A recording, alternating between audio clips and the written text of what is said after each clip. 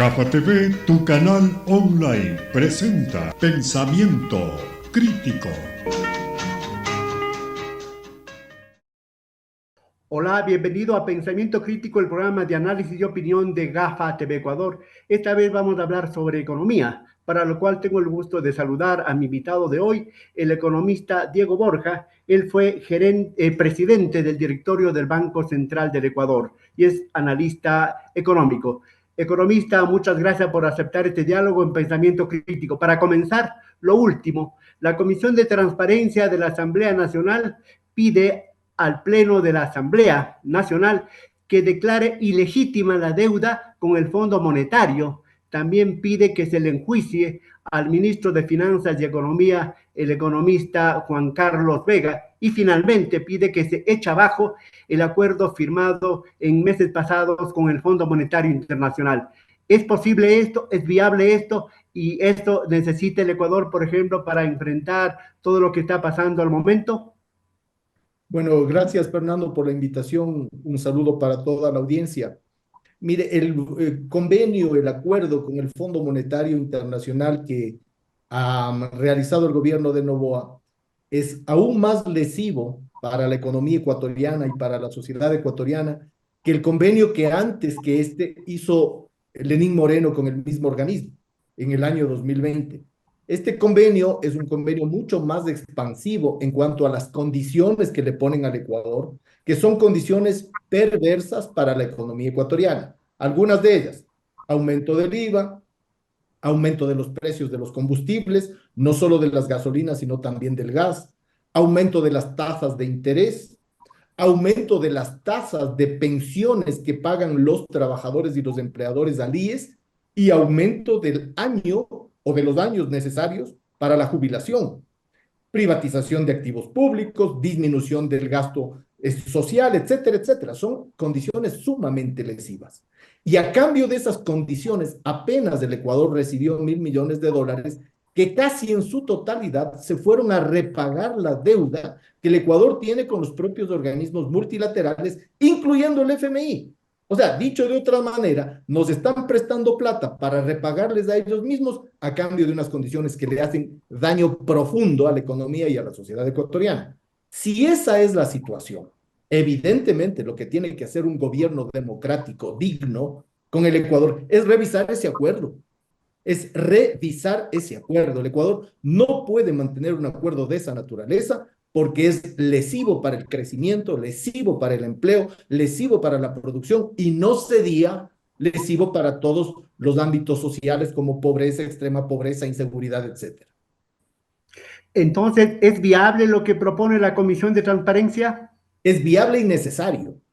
El Ecuador es miembro del sistema de Naciones Unidas, igual que el Fondo Monetario Internacional, y tiene todo el derecho de asistir a los organismos multilaterales a pedir apoyo financiero, a todo el sistema de Naciones Unidas, al Fondo Monetario, al Banco Mundial, al Banco Interamericano de Desarrollo. El problema no es del Fondo Monetario Internacional en estricto sentido. El problema es de las autoridades económicas que con cabeza servil y sin pensar en sus conciudadanos van con un programa económico que es el programa del Fondo Monetario Internacional, no el programa del Ecuador. Un gobierno digno, un gobierno democrático, un gobierno nacionalista y soberano va con un proyecto propio y dice, estas son mis prioridades, empleo, educación, salud, seguridad, estas son mis prioridades y requiero financiamiento para esto. No al revés. Aquí lo que han hecho las autoridades es ir con la cabeza baja y recibir la plata a cambio de unas condiciones que a todos los ecuatorianos, salvo un puñado minúsculo de gente, le va a resultar lesiva. Entonces, bajo esos parámetros, es legítimo reformular el acuerdo o echarle abajo, y también entonces sería ilegítima la deuda que tenemos con el Fondo Monetario, creo que va a llegar ya a $10.000, a $10.000 millones, ¿verdad? De los últimos, desde el gobierno de Lazo, Moreno y Noboa. Y también sería legítimo un enjuiciamiento político y la censura y destitución del economista Vega, ministro de Economía y Finanzas.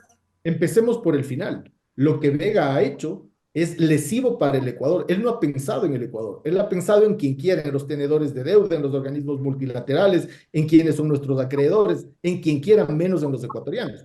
Veamos, hace pocos días atrás salió a decir que mejor sería para el Ecuador importar todos los derivados del petróleo, gasolinas, diésel, gas doméstico, que refinarlos internamente. Él más parecía un director de marketing de las empresas importadoras de derivados, no un ministro de Economía. El ministro de Economía tiene que velar por la seguridad económica de sus conciudadanos. Tiene que velar por la producción, por el empleo, porque haya dinero para la inversión pública, para la seguridad pública, etcétera. ¿Saben cuánto ha caído la inversión en los últimos años, Fernando, en la inversión pública? Del 15% del PIB en el año 2014 al 1.8% del PIB en el año 2023. Del 15 al 1.8. No hay inversión pública. Por eso es que hay apagones, por eso no hay hospitales, por eso los enfermos de diálisis no pueden acudir para que les resuelvan un asunto inmediato, como es la necesidad de la diálisis en los problemas de riñón, pues. Entonces, si está destruido de esa naturaleza el país, lo mínimo que la Asamblea tiene que hacer, y eso está muy bien, es enjuiciar políticamente a quien ha tomado decisiones equivocadas. Y le digo algo más.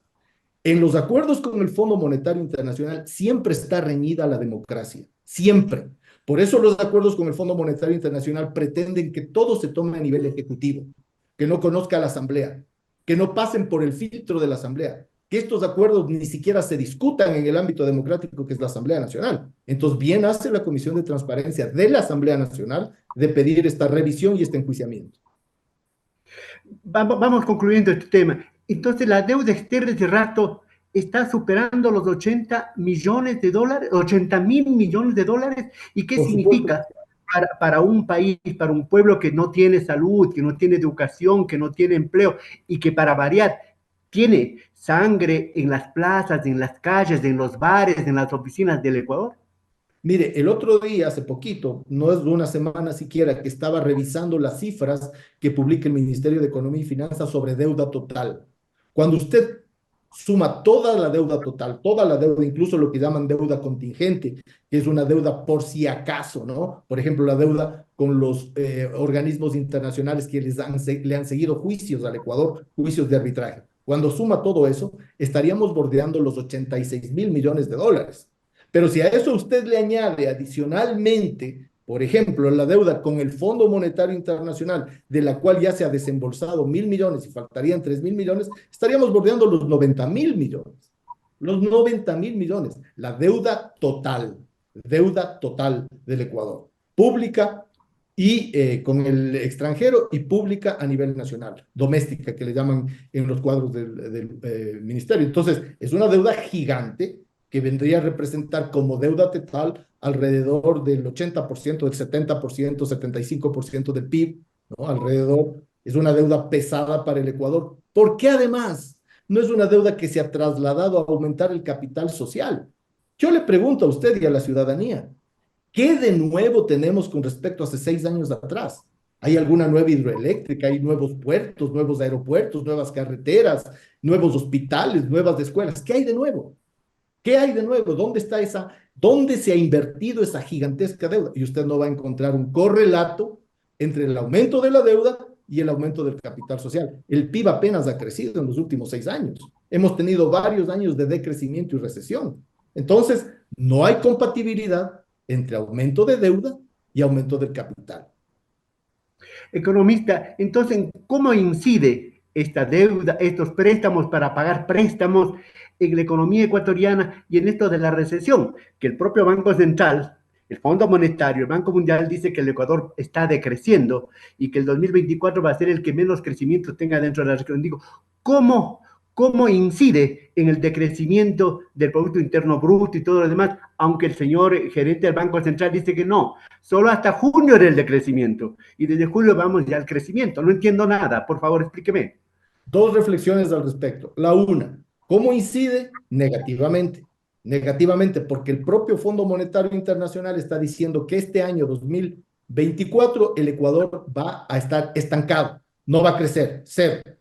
Y el próximo año, el año 2025, va a crecer en el 0.8%. O sea, no va a crecer. Son 2 años de estancamiento, según el propio Fondo Monetario Internacional. Entonces, ¿cómo incide? Incide negativamente, porque ese dinero no está entrando en la circulación nacional.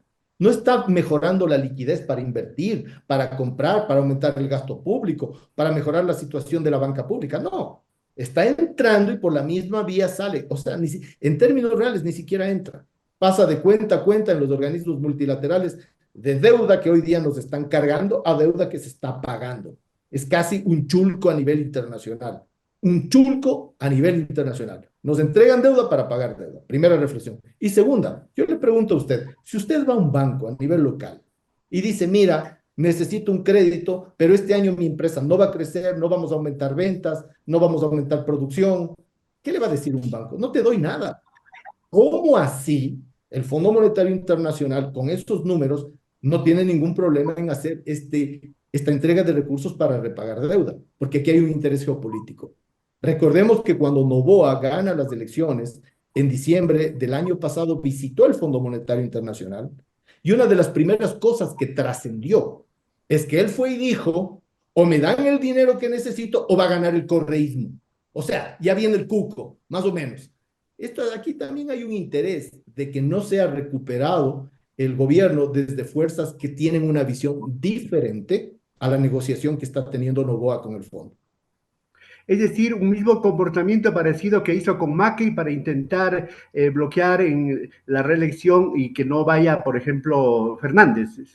Esa es la idea, ¿no es cierto? Lo Efectivamente, mismo. porque aquí hay que también entender que el fondo juega un papel geopolítico. No es un banco cualquiera, no es un fondo de inversión cualquiera, no. Es un banco que en los últimos tiempos, ya mucho tiempo, Fernando, ¿qué le hablo yo? Más de 40 años, se ha dedicado a ser el garante de los acreedores internacionales de todos los países en el mundo, no solo en América Latina, no solo en los países menos desarrollados. Mire lo que hicieron con Grecia. A Grecia la destruyeron, literalmente la destruyeron, con la complicidad del Fondo Monetario Internacional. Economistas, los que nos están mirando, los que están escuchando, nos dirán, bueno, este es el diagnóstico, pero hay maneras, hay forma de revertir esta situación, de enfrentar exitosamente esta situación, economista Y Borja. voy tres de una. Revisar el acuerdo con el Fondo Monetario Internacional cara a los intereses nacionales y a nuestra constitución política que obliga a las autoridades a entender el crecimiento económico como la máxima posibilidad de empleo y producción. Primero. Segundo, ¿cómo lo hacemos? Mejoremos la capacidad petrolera. Fernando, han destruido la capacidad petrolera ecuatoriana. Destruido. Usted mire las cifras. Hemos llegado hace pocos días atrás a tener la mitad de la producción de la que ya teníamos que estaba disminuida frente a la del año 2017. Llegamos en algún momento a tener 600,000 barriles diarios. En estos días se trascendió que habíamos llegado a 240,000 barriles diarios. Es una destrucción. Y mire usted la capacidad de refinamiento que tienen nuestras refinerías. Por eso es que ese negocio que beneficia a un puñado de gente, que es el de la importación de derivados, es tan boyante, porque han destruido también la capacidad de refinación. Ahí tenemos recursos. Recursos porque el petróleo sigue siendo importante para exportar y recursos porque nos ahorramos la necesidad de importar de derivados. Te estoy diciendo una concreta. Eso es mucho dinero, primero. Segundo, ¿por qué tenemos un sistema tributario que en vez de hacer que el que más gana más paga, están cargándole a la gente, haciendo remisiones de gastos, multas de intereses a los deudores? El SRI dice que hay 2.300 millones de dólares de deuda en firme, de deuda tributaria. ¿Por qué no se cobra esa plata? No es que no se puede, no es que no se puede, es que no se quiere. Segunda medida. Tercera medida, tenemos 6.000 millones de dólares de gasto tributario, que significa subsidio a las más grandes empresas y a las más grandes fortunas. ¿Por qué no disminuimos ese subsidio tributario? Ahí podríamos contar, en las tres medidas que le acabo de decir, y más la revisión del acuerdo con el Fondo Monetario, contamos más de 7.000 millones de dólares en un año. Este tema económico, de la deuda, de la recesión y todo lo concerniente a empleo, a salud, educación y a obra pública, serán los temas del debate durante esta campaña electoral que ya estamos viviendo. Y obviamente aparejado con el asunto de la seguridad y la violencia.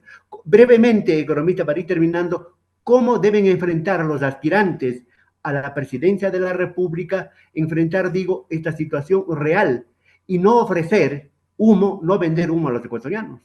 Mire, en mi caso, cuando a mí me han preguntado qué haría yo si yo fuera presidente de la República en tema de seguridad, yo he dicho 3 pilares. Uno, toda la fuerza del Estado aplicada a las bandas criminales con la policía y las Fuerzas Armadas y los sistemas de justicia. Eso ya está ahí y hay la normativa para hacerlo. Uno, pero reprimir con balas es una sola de las acciones. A eso hay que añadirle las ideas.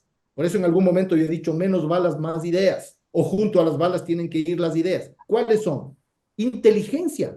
Fernando, aquí no existe un sistema de inteligencia que se adelante a lo que hacen las bandas criminales. Están destruidos los sistemas de inteligencia o no están coordinados o están tomados por quién sabe qué intereses. Inteligencia más tecnología. Estamos en el siglo XXI. Si usted no utiliza inteligencia artificial, sistemas virtuales de control, modalidades tecnológicas de altísima calidad que están a disposición, usted nunca va a poder combatir el crimen. Entonces, segundo pilar, inteligencia y tecnología. Y tercer pilar, regulación y control.